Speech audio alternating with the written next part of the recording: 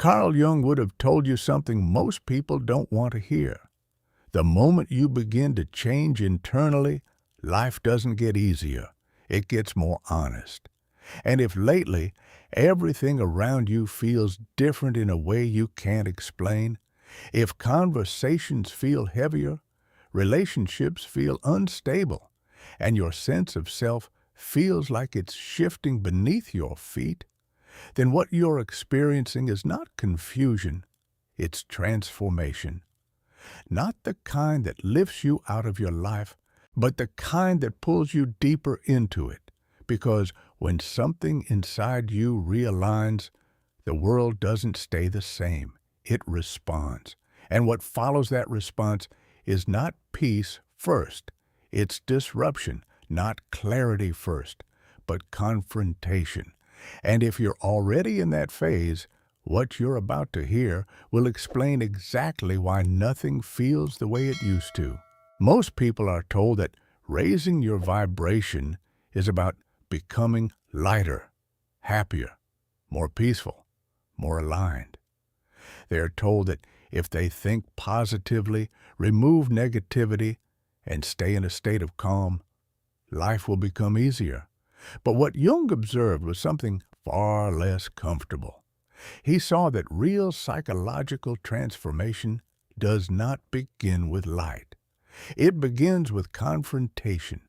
It begins when a person stops escaping themselves and starts facing what has been hidden. What people call a higher vibration is not an escape from reality. It is a deeper entry into it. And when that shift begins, life does not suddenly become smooth. It becomes honest. And honesty, at first, feels like disruption. It is not that people around you have changed. It is that your perception has. Something inside your nervous system has recalibrated itself toward truth. And once that happens, anything that does not align with that truth begins to create a kind of internal friction. It is not just psychological. It feels physical, like tension in the body, like a quiet discomfort you cannot ignore. Jung observed that when a person begins integrating their shadow, their entire system reorganizes around authenticity. And once that happens, dishonesty, even subtle dishonesty, becomes difficult to tolerate. Not because you're trying to judge anyone, but because your system no longer knows how to pretend. Imagine a relationship that has existed for years, built on roles rather than reality. Two people maintaining a version of themselves that feels acceptable, safe, predictable. That relationship can function for a long time, as long as both people remain at the same level of unconsciousness. But the moment one person changes, the structure begins to crack. Not because the connection was fake, but because it was built on something that no longer fits who you are becoming. It starts to feel tight, constricting, like trying to live inside a version of yourself that no longer breathes. This is the psyche enforcing alignment. Once you experience psychological truth, even briefly, your entire system begins rejecting what contradicts it. And this is why people in transformation are often misunderstood. They appear distant, selective, even difficult. But what is really happening is simpler. They are no longer able to survive inside environments that require them to be less real than they are. This shift affects everything. What you listen to, what you watch, what you eat, how you spend your time, who you choose to be around. It is as if your internal senses have sharpened, and now they detect misalignment everywhere it exists. Jung would call this the cost of consciousness. You gain clarity, but you lose the ability to participate in illusions that once made life feel easier. And then something else begins to happen. People start responding to you differently, and not always in ways that feel good. When your inner state changes, your presence changes. You begin to reflect something back to others, not intentionally, but naturally. Your groundedness, your quiet authenticity, your refusal to perform creates a mirror. And that mirror shows people parts of themselves they may not be ready to see. Most people do not want to be confronted. They want to remain comfortable. Jung noticed that individuals going through deep transformation often experienced a reorganization in their relationships. People who once felt close begin to pull away, and unexpectedly, new people begin to enter their lives. It is not random. It is alignment. Every relationship operates at a certain psychological level, an unspoken agreement about how deep you go, how honest you are, how much truth can exist between you. When you change, you disrupt that agreement. And even if the other person cannot explain it, they feel it. You feel unfamiliar to them, less predictable, less controllable. Not because you have done anything wrong, but because you're no longer playing the role that made the relationship stable. Jung described this as a withdrawal of projections. When you stop carrying what others unconsciously placed onto you, they lose something they were depending on. The version of you that made them feel safe, superior, needed, or comfortable begins to disappear. And this is where it becomes painful, because not everyone who leaves your life is harmful. Some of them are good people who simply cannot meet you where you are now. The connection was real. The care was real. But it belonged to a version of you that no longer exists. Growth is not always shared, and when it is not, relationships do not always survive. This creates a very specific kind of grief. You're not just losing people, you're losing the identity that existed within those relationships. And grieving both at the same time creates confusion. It can feel like something is going wrong, but in reality, it is evidence that something is changing at a very deep level. And as this happens, your relationship with being alone begins to transform as well. Before this shift, solitude may have felt uncomfortable, like something to escape, like silence that needed to be filled. But now, being alone begins to feel different, not empty, not lacking, but full. There is a depth in it, a kind of quiet that feels necessary. Jung believed that the ability to be alone without distraction, without needing validation, was one of the clearest signs of psychological development. Because as long as you need others to confirm who you are, your identity is still dependent on reflection. But when this transformation takes hold, something changes. You begin to carry your own center. You no longer rely on external feedback to feel real. And solitude becomes the space where that inner stability strengthens. To others, this can look concerning. They may think you are withdrawing, that something is wrong, because our culture often treats solitude as a problem. But in reality, it is often a sign that something inside is reorganizing. Jung himself went through periods of deep withdrawal during his own inner work. He understood that certain levels of transformation require space, not because you are avoiding the world, but because the inner process demands your full attention. You cannot rebuild your psychological foundation while constantly performing for others. And when you emerge from this phase, you do not return to relationships in the same way. You do not seek more people. You seek deeper connection. You become selective, not out of fear, but out of clarity. You no longer look for someone to fill space. You look for someone who can meet you in truth. And then something even deeper begins to unfold. Your past starts returning to you, but not in the way you might expect. Not as overwhelming pain, not as raw confusion, but as understanding. Memories that once felt heavy begin to shift. Situations you could not make sense of before suddenly reveal their structure. Patterns that once controlled your choices now become visible from a distance. It is not that the past changes. It is that your position relative to it does. Jung described this as the moment when unconscious material begins to surface into awareness. When your consciousness expands, it illuminates what was previously hidden, and that includes your personal history. Experiences you could not fully process at the time they happened begin to return, not to hurt you again, but to be integrated. This process is not easy. In fact, it can feel destabilizing. You might find yourself thinking about people you have not thought about in years.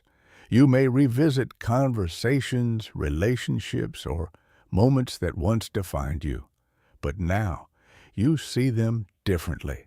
You begin to understand why people acted the way they did. Not to justify their behavior, but to see it clearly. You begin to understand why you made the choices you made, not to blame yourself, but to recognize the conditions you were operating under. And something shifts in that understanding. The confusion begins to dissolve. The emotional charge begins to soften. What once felt like unresolved pain begins to transform into something else. Not forgiveness in the traditional sense, but comprehension. A deeper, more grounded recognition of what actually happened. And this is where something important occurs. You stop fighting your past.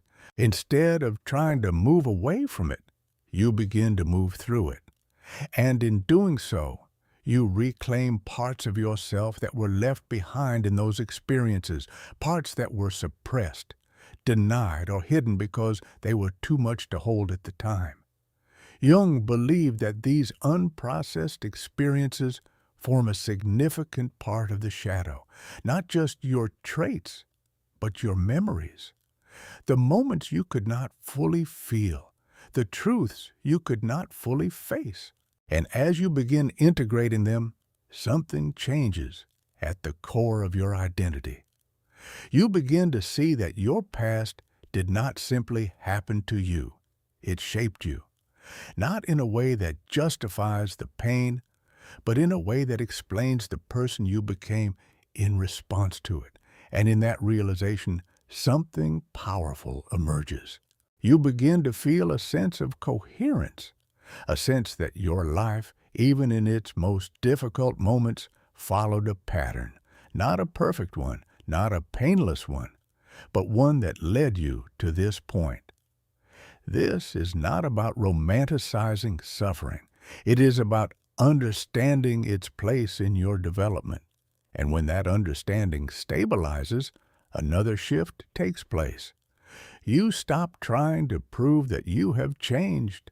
Before this transformation, there is often a strong need to demonstrate growth, to show others that you are different now, that you have evolved, that you have healed. It can manifest in subtle ways. The way you speak, the way you present yourself, the way you explain your journey. There is a desire to be seen as transformed. But when the change becomes real, that desire fades. Not because you force it to disappear, but because the part of you that needed validation is no longer in control. The ego, which once needed recognition, begins to take a secondary role, and something deeper takes its place. Jung called this the emergence of the self as the organizing center of the psyche. And the self does not need to prove anything. It does not need approval. It does not need to be acknowledged. It does not need to be seen in order to exist. So the performance stops, not as a strategy, not as a decision, but as a natural consequence of integration. You no longer feel the need to announce your growth. You simply live it. And this creates a very different kind of presence. From the outside, it may not look dramatic. There are no grand declarations, no constant explanations, but something about you feels different, more grounded, more stable, more real. People notice it, even if they cannot explain it. There is a quiet consistency in how you show up, a kind of internal alignment that does not depend on external conditions. And this has a certain effect. Some people feel drawn to it. Others feel uncomfortable around it, because authenticity, when it is genuine, has a way of revealing what is not. Jung observed that individuals who reach this stage often developed a kind of natural influence, not because they were trying to attract attention, but because their presence carried something that was rare, a lack of pretense, a lack of internal conflict that needed to be hidden, a stability that did not require constant reinforcement. And this creates a natural sorting process in your life. The people who resonate with truth begin to move closer. The ones who depend on illusion begin to move away. And something else happens alongside this. You stop needing others to change. Before this shift, there is often a desire for the people around you to evolve as well. You want them to understand what you understand, to see what you see, to grow in the ways you are growing. But as your transformation stabilizes, that need begins to dissolve. Not because you stop caring, but because you recognize something fundamental. Each person has their own process, their own timing, their own path through their unconscious. And you cannot do that work for them. Jung emphasized that consciousness cannot be imposed. It can only be developed internally. And once you truly understand this, something releases. You stop trying to fix others. You stop trying to wake them up. You stop trying to bring them to where you are. Instead, you allow them to be where they are. And this is not detachment in the cold sense. It is a deeper form of respect, a recognition that their journey is not yours to control. And this creates a kind of inner sovereignty. Your state no longer depends on what others choose. Your stability is not affected by their awareness or lack of it. You become self-contained in a way that is both freeing and, at times, isolating, because not everyone lives from this place. And this is one of the quiet truths of transformation. It can feel lonely, not because you are alone, but because you see differently now. You perceive layers that others may not be aware of. You operate from a level of honesty that is not always reciprocated, and that gap can feel vast. But within that space, something else exists. Clarity. You know what is real to you. You know what aligns with you. You know what you can and cannot accept. And that clarity becomes the foundation of your life moving forward. Jung understood that this entire process is not about becoming something ideal. It is about becoming whole, not perfect, not enlightened in the way people imagine, but integrated. A person who can hold contradictions, who can sit with discomfort, who can recognize both light and shadow within themselves without needing to deny either. And that kind of wholeness changes everything. Life does not necessarily become easier.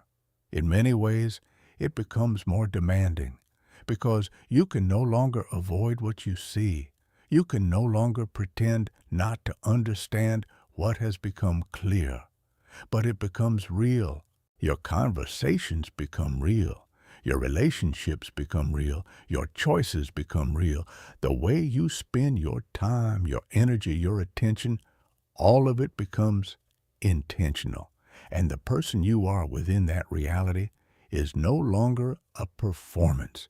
It is an expression, an ongoing process of becoming, not something finished, not something complete, but something alive and continuously unfolding.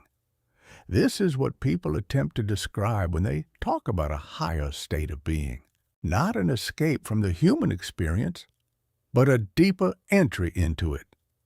Jung spent his life exploring this terrain, and what he discovered was simple, but difficult to accept. The path is not upward, it is inward. It moves through the shadow, through discomfort, through uncertainty, through the parts of yourself you would rather not face. And it is only by moving through those parts that integration becomes possible.